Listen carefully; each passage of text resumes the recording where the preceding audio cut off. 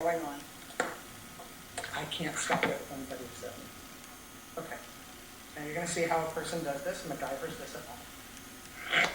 There's the way that I can hear the control room. Put this on back here. Hold on. I told you. This will work. Oops. Sort of worked. Here's the microphone. Put this on back here so it's not too distracting. This is how the sausage is made. All right. Is that good? Okay. So, where was I? Cable on my shoulder. Yeah, I think the cable might just stay on my shoulder, you guys. I'm not sure there's anything I can do about that. Is that better? All right? Okay. So, as I was saying, I'm in love.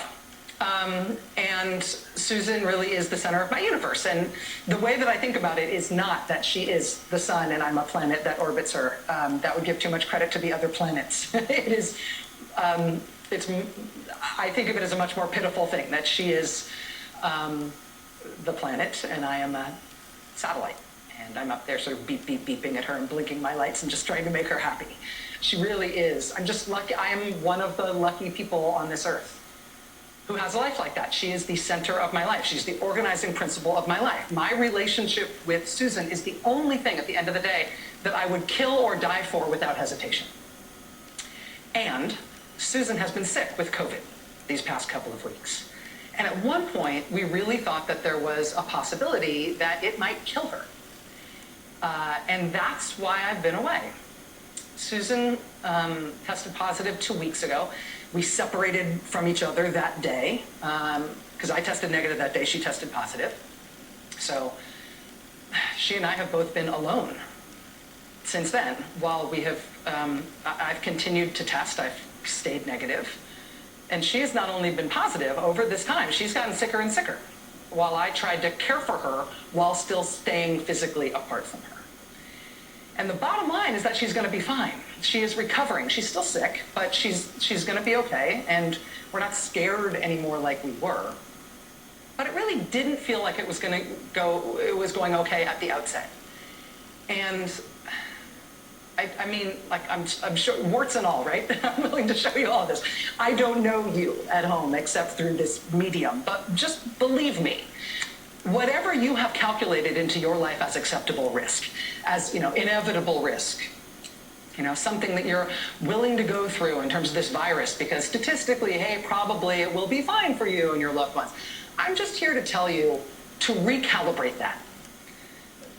Frankly, the country needs you to recalibrate that because, broadly speaking, there's no room for you in the hospital anymore. And so we've got more people in the hospital right now than we've had since the beginning of this epidemic. It's gone up 50% in 2 weeks.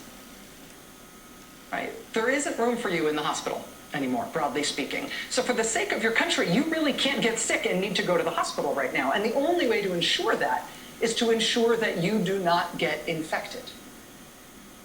But please just also know that whatever you think of your own life and however much risk you are willing to take on for yourself, that's not how this works.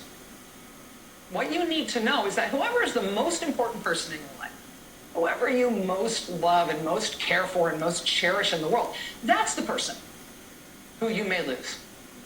Or who you may spend weeks up all night freaking out about and calling doctors all over the place and over again all night long, trying to figure out how to keep that person breathing and out of the hospital.